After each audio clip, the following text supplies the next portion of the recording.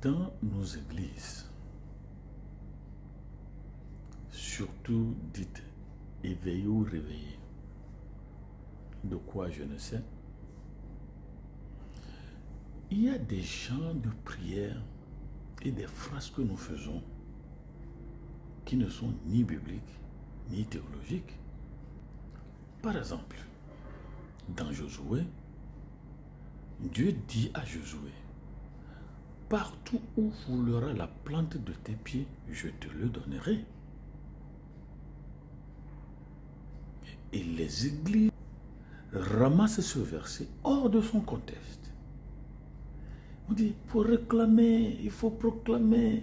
Nous, c'est-à-dire, ce sont des bêtises évangéliques, ce sont des bêtises bibliques. Quelqu'un qui lit vraiment la Bible ne peut pas parler comme ça. Pourquoi? Nous prenons le verset hors de son contexte. Vous ne me croyez pas? Il faut d'abord penser, il faut d'abord savoir que ce que Dieu dit là-bas, c'est à Josué. Alors, la promesse est faite par Dieu. Ce n'est pas le désir de Josué. Ce n'est pas l'envie, l'appétit de Josué. Ce n'est pas Josué qui a jeûné 3 jours, 4 jours et dit, je vais demander, réclamer quelque chose que Dieu n'a pas dit. Mais comment est-ce que vous utilisez la Bible? Lisons le texte. Josué 1, verset 3. Tout lieu que foulera la plante de votre pied, il n'a pas dit de ton pied ou de tes pieds, il dit votre pied. Je vous le donne.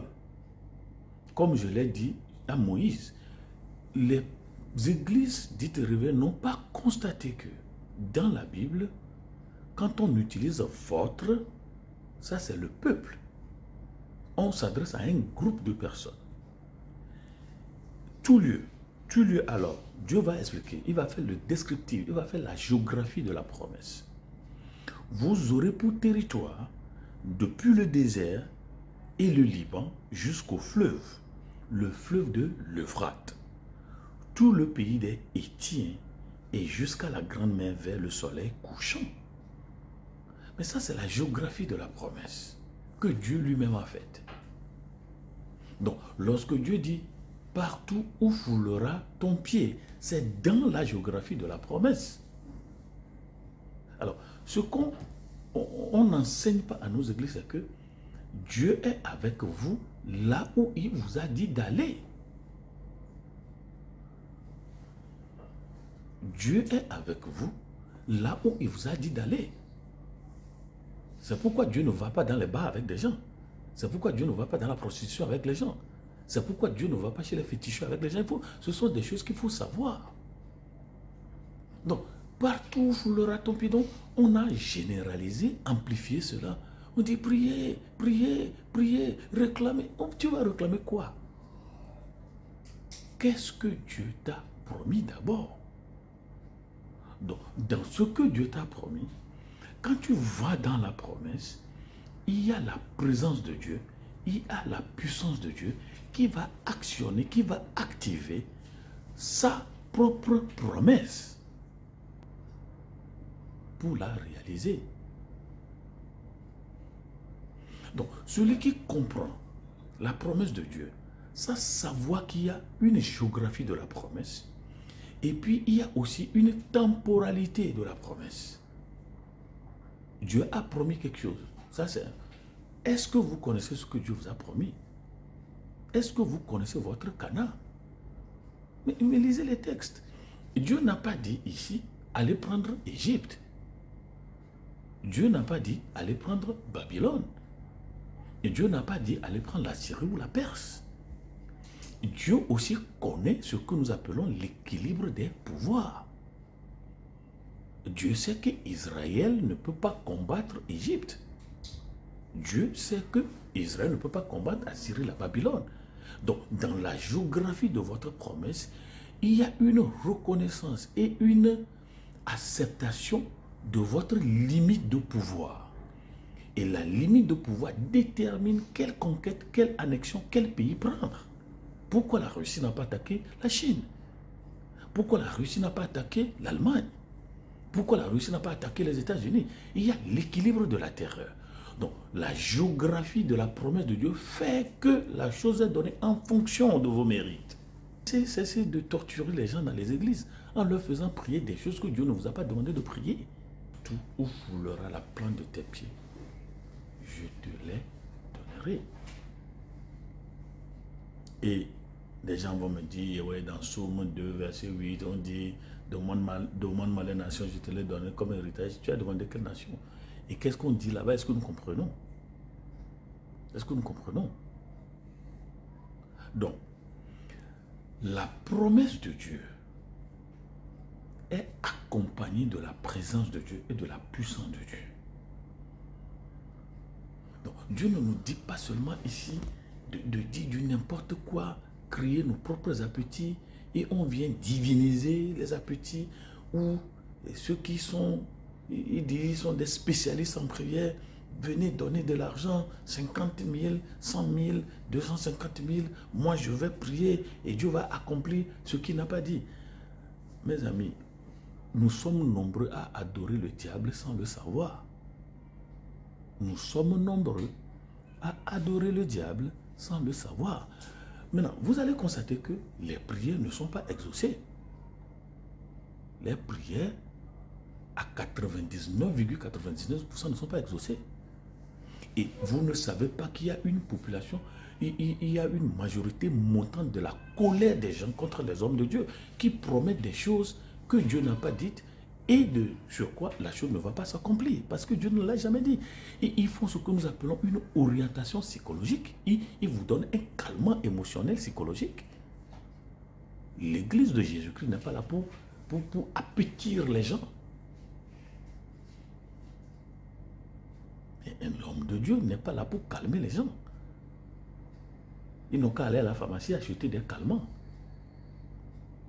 Les prières ne sont pas exaucées parce que Dieu n'a jamais promis ces choses.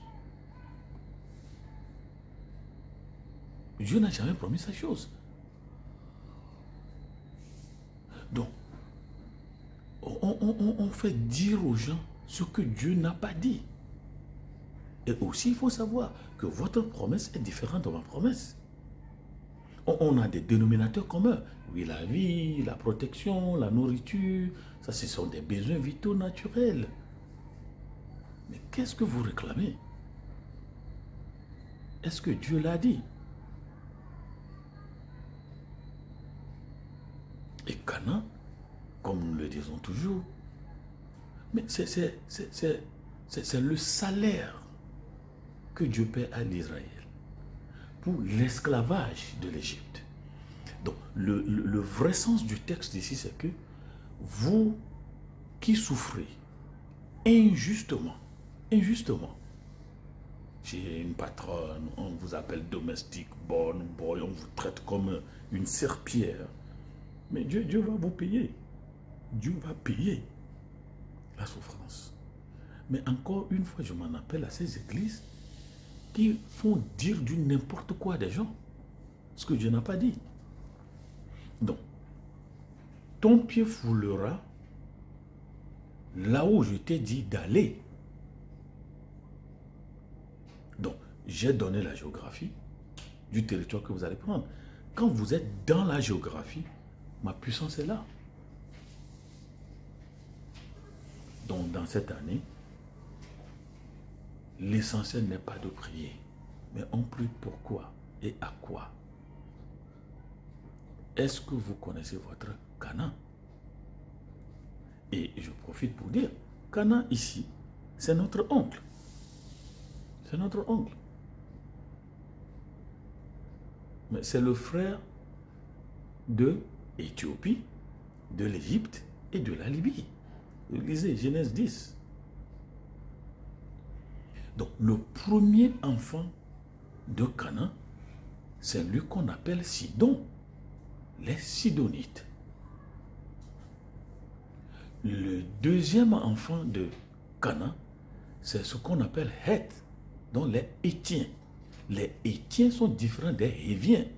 Les Héviens sont les peuples de Ève. Ça, c'est selon les chroniques espagnoles. Donc, Canaan La première ville de Canaan, c'est Jéricho.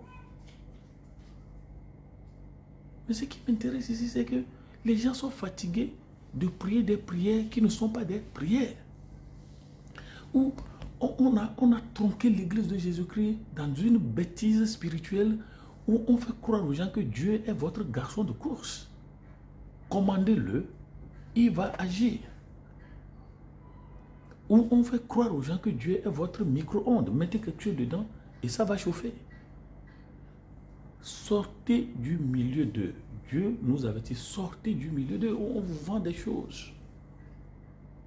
Est-ce que vous connaissez votre promesse? Non, c'est Dieu qui a fait la promesse. Il va l'accomplir. C'est pourquoi il dit, même si la prophétie tarde, attends-la. Elle va s'accomplir. Et vous qui êtes fatigués, des prières, des jeûnes qui ne donnent absolument rien, ce n'est que de la torture physiologique. On vous a torturé psychologiquement. On vous a torturé physiologiquement, biologiquement. On dit 40 jours, tout ça. Ça ne donne rien. Pourquoi? Dieu n'a jamais promis ce que vous cherchez.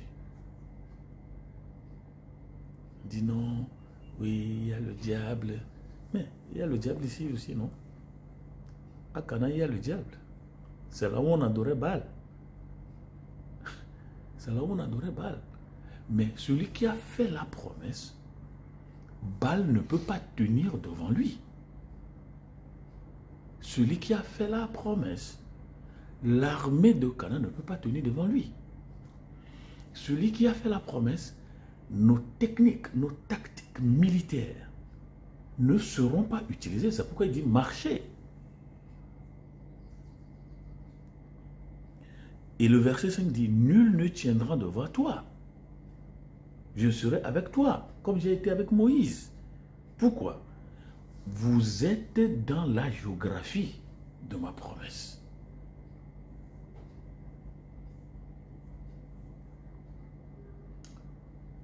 Et j'en appelle à ces hommes de Dieu qui commercialisent l'église de Jésus-Christ.